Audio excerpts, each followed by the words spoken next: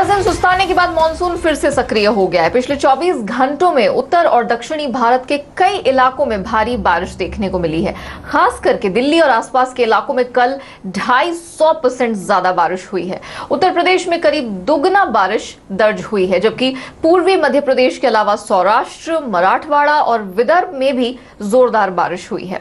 दक्षिणी भारत के तेलंगाना और तमिलनाडु में करीब 200 से 250% ज्यादा बारिश देखने को मिली। आंध्र प्रदेश के भी कुछ इलाकों में 150% ज्यादा बारिश हुई है। भारतीय मौसम विभाग के मुताबिक अगले 24 घंटों के दौरान इन इलाकों के अलावा देश के पूर्वी इलाकों में भारी बारिश का अनुमान है। और नजर अब कपास खली पर। एनसीडीएक्स ने कपास खली वायदा में 10% का अतिरिक्त कैश मार्जिन लगा दिया है। ये मार्जिन खरीद और बिक्री दोनों तरह के सौदों पर देने होंगे।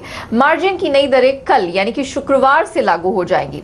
एक्सचेंज के इस फैसले के बाद कपास खली वायदा में आज गिरावट आई है। इसी बीच गुजरात के कुछ गोदामों में कपास खली की क्वालिटी को लेकर शिकायतें मिली हैं, जिसकी सेबी जांच करा रहा है। सेबी ने गोदामों से कपास खली के सैंपल मंगाए हैं। कारोबारियों की शिकायत है कि कड़ी के गोदामों में कपास खली का मिलावटी स्टॉक रखा जा रहा है।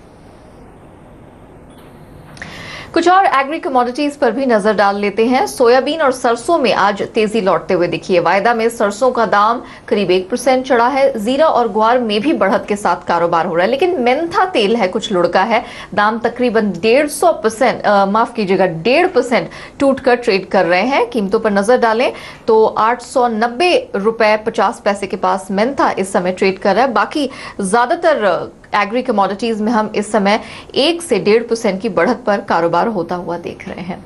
वहीं नॉन एग्री कमोडिटी मार्केट में एग्री कॉम्प्लेक्स के ठीक उलट भारी गिरावट देखने को मिली है। कच्चे तेल की बात करें, यहां पर गिरावट थोड़ा बढ़ गई है। ब्रेंट का दाम $47 के नीचे आ गया है। नाइमेक्स पर कच्चा तेल $44 के भी नीचे ट्रेड कर रहा है। घरेलू बाजार की बात करें, 3000 तक कीमतें आ चुकी हैं। बिल्कुल सपाट कारोबार होता हुआ दिख रहा है। और अगर नेचुरल गैस की बात की जाए तो यहां पर भी ऊपरी स्तरों से अब दबाव बना है। 1% के आसपास की गिरावट है। 192 रुपए के पास यहां ट्रेड होता हुआ देख रहे हैं। कल नॉन फार्म पेरोल्स के आंकड़े आने वाले हैं। उससे पहले आज सोने पर भी दबाव बढ़ गया है और ये 2 महीने के निचले स्तर के काफी करीब ट्रेड कर रहा है।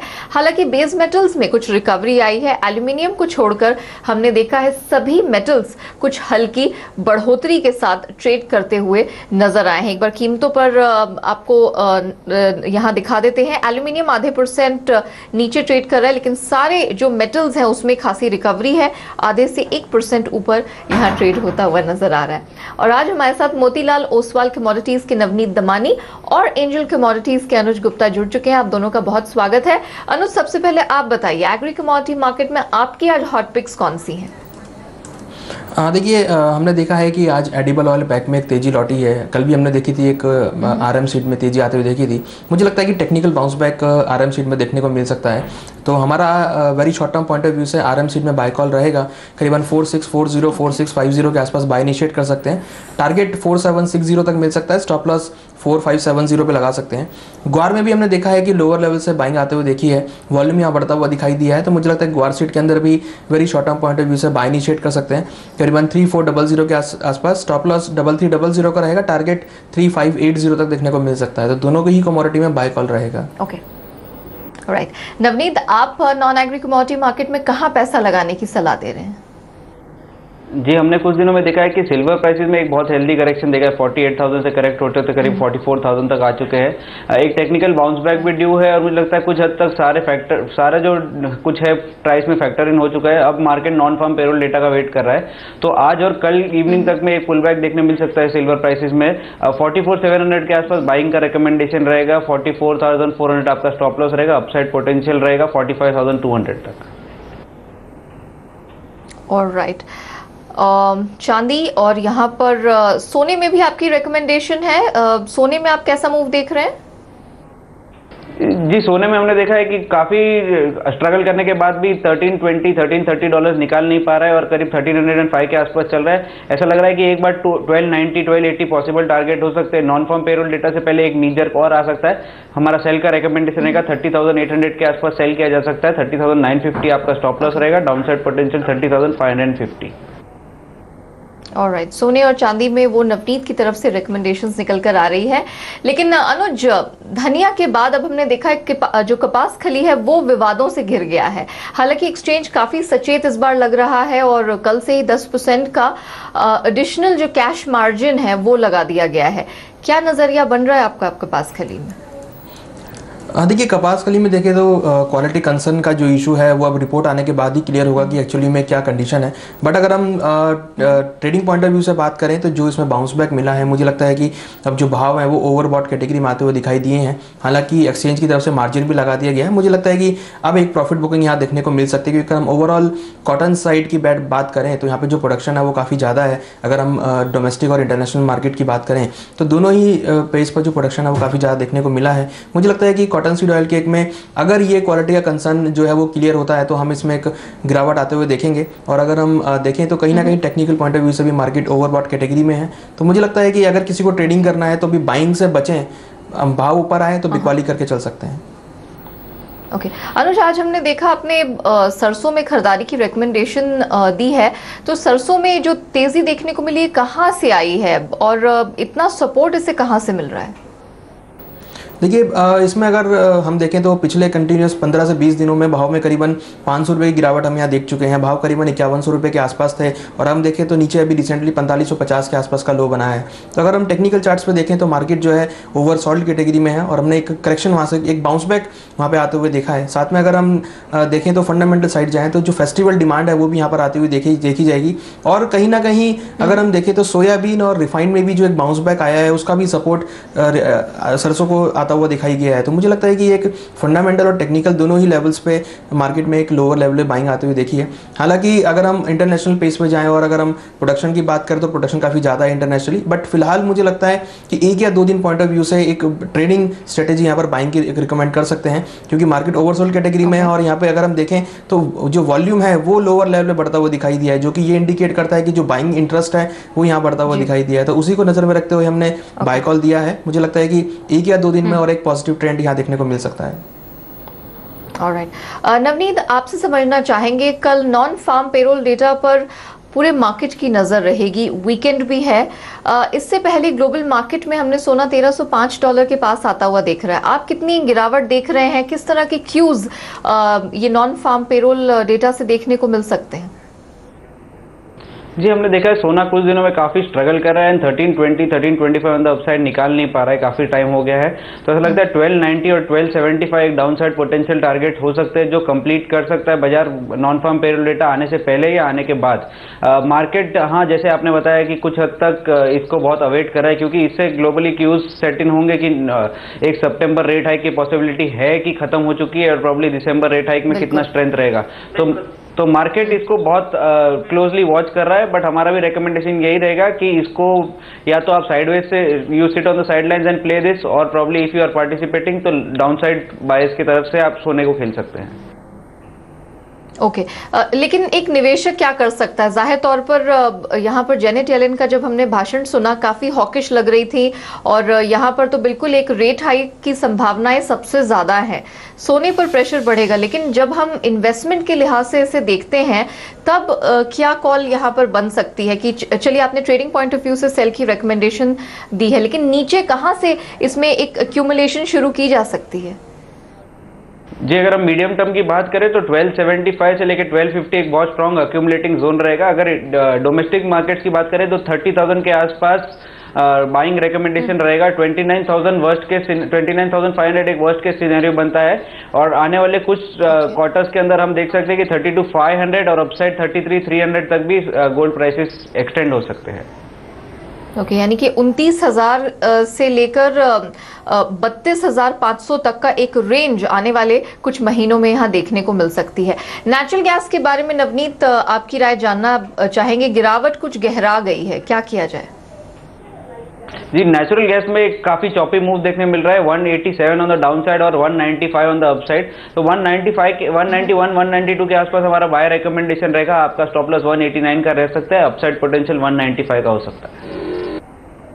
कच्चे तेल ने भी काफी दबाव यहां पर झेला है नवनीत। हमने देखा है नाइमेक्स क्रूड $44 के पास है, ब्रेंट 47 के नीचे फिसल गया है। घरेलू बाजार में कच्चा तेल बिल्कुल अपने आप को 3000 के लेवल पर सपोर्ट करने की कोशिश कर रहा है। आपको लगता है और प्रेशर यहां से बढ़ेगा, सेल करना बेहतर होगा? जी, पिछले हफ्ते भी मैंने आपके शो पे कहा था कि $48 एक बहुत स्ट्रॉन्ग रेजिस्टेंस है और वो इजीली ब्रीच नहीं करेगा, वहां से अच्छा सेल ऑफ देखने मिल सकता है। हमने देखा कि $44 तक मार्केट आ चुका है। यहाँ पर आज का दिन हमको कंसोलिडेटिव लग रहा है, बट 30,020 के आसपास फिर से एक सेल रिकमेंडेशन रहेगा। आपका स्टॉप लॉस 3070 हो सकता है, डाउन साइड पोटेंशियल 2950 के नीचे जा सकता है। बाजार में कुल मिला के WTI $42.5 तक के आने की संभावना है। ओके, यानी कि कच्चे तेल में दबाव जारी रहेगा, किसी भी खरीदारी से बचाएं। इनफैक्ट बाउंस बैक आता है, जैसे कि यहाँ पर नवनीत रेकमेंड कर रहे हैं, वहां पर आपको सेल करके चलना चाहिए, क्योंकि नीचे कच्चा तेल 3000 के भी नीचे 30 से 40 रुपए और फिसल सकता है। वक्त हो चला एक छोटे से ब्रेक का, लेकिन कहीं मत जाइए। ब्रेक के बाद जब लौटेंगे कमोडिटी कॉल में शुरू करेंगे सवाल जवाब का सिलसिला।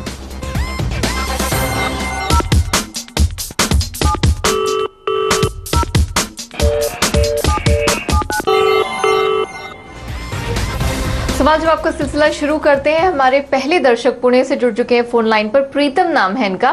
प्रीतम जी नमस्कार, किस कमोडिटी में जानकारी चाहते हैं आप? नमस्कार मैडम।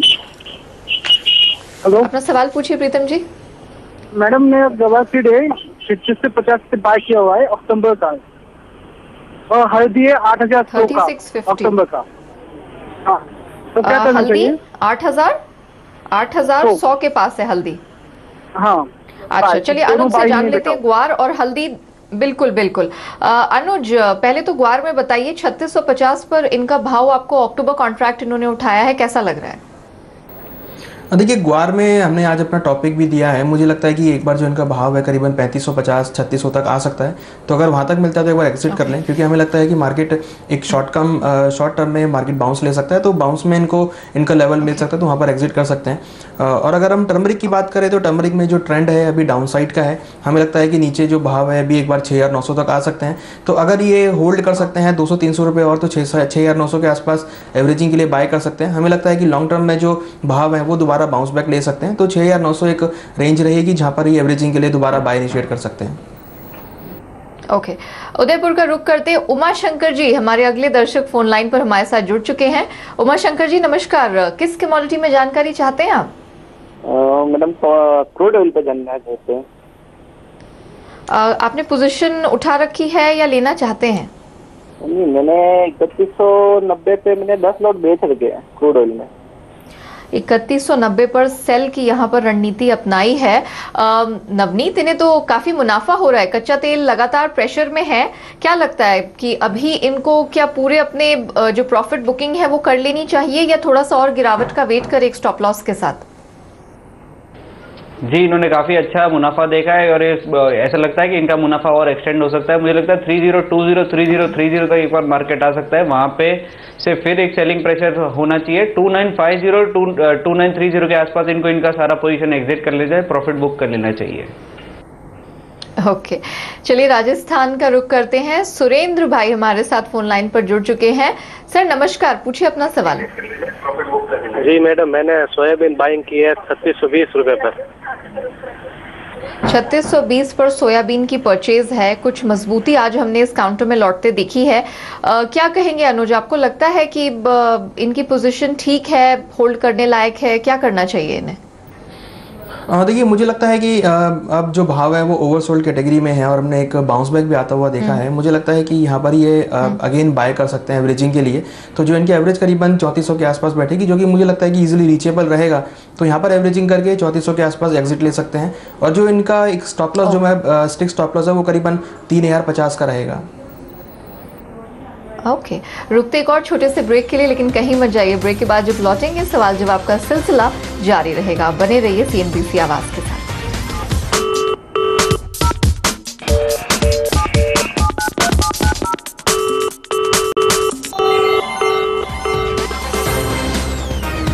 वेलकम बैक, आप देख रहे हैं कमोडिटी कॉल। SM पटेल हमारे साथ पाटन गुजरात से फोन लाइन पर जुड़ चुके हैं।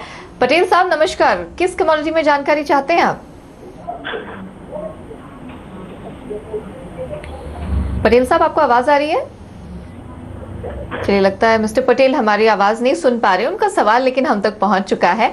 अनुज, इनका सवाल जीरे में है। 10 लॉट सेल किया है 18,500 के भाव से। कुछ समय पहले तक हमने जीरे की कीमतों में प्रेशर देखा था, लेकिन फेस्टिव डिमांड में माना जा रहा था कि कुछ डिमांड यहां से निकल कर आ सकती है। आपका क्या मानना है कि सेल की पोजीशन में क्या किया जाए? देखिए, जो इनकी सेल की पोजीशन है, मुझे लगता है कि उसमें ये करीबन 18,350 का ट्रेलिंग स्टॉप लॉस लगाकर होल्ड कर सकते हैं। हमें लगता है कि नीचे जो भाव है करीबन एक बार 17,800 से लेकर 17,500 तक आ सकते हैं, तो इनको एक जो प्रॉफिट है वो उनका एक्सटेंड हो सकता है। स्टॉप लॉस 18,300 का लगाया, नीचे 17,500 तक के लेवल मुझे लगता है कि देखने को मिल सकते हैं। तो ओवरऑल अभी ट्रेंड थोड़ा सा जीरे में नेगेटिव है, तो बिकवाली का की जो पोजीशन है उसको होल्ड कर सकते हैं। ऑलराइट, करंट कॉन्ट्रैक्ट हालांकि 1.5% ऊपर है, लेकिन थोड़ा सा लंबी अवधि के लिहाज से लगता है अनुज की यहाँ पर थोड़ा सा प्रेशर बरकरार रहेगा। राजीव हमारे अगले कॉलर मुंबई से फोन लाइन पर जुड़ चुके हैं। राजीव जी, क्या सवाल है आपका? हेलो राजीव, अपना सवाल पूछिए। राजीव जी, आपको हमारी आवाज आ रही है? अरे हेलो। ओके, राजीव जी को लगता है हमारी आवाज नहीं पहुंच पा रही है, लेकिन इनका सवाल हम तक पहुंच चुका है। नवनीत, इनका सवाल चांदी में है। 2 लॉट इनके पास 45,000 के भाव से है। क्या रेकमेंड करेंगे आप?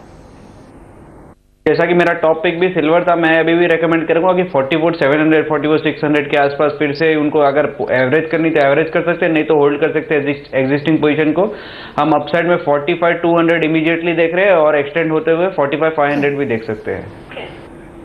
ऑलराइट, तो बने रहने की रिकमेंडेशन है। स्टॉप लॉस यहाँ पर लगाना मत भूलिएगा। चलिए, इसी के साथ कमोडिटी कॉल में वक्त यहीं समाप्त होता है। नवनीत, जाने से पहले आपके डिस्क्लोजर। इनमें से कुछ कॉल हमने अपने क्लाइंट्स को रेकमेंड किए हैं, मेरा पर्सनल कोई पोजीशन नहीं है। ओके, अनुज, आपका डिस्क्लोजर। देखिए, हमने यहाँ पे जो भी डिस्कशन किया है हमने अपने क्लाइंट्स को रेकमेंड किया है, मेरा कोई पर्सनल पोजीशन नहीं है इसमें। ओके, अनुज, नवनीत, बहुत शुक्रिया समय निकाल कर हमारे साथ जुड़ने के लिए, हमारे सारे दर्शकों के सवालों के जवाब देने के लिए। तो फिलहाल हमें दीजिए इजाजत, लेकिन आप बने रहिए, देखते रहिए CNBC आवाज। नमस्कार।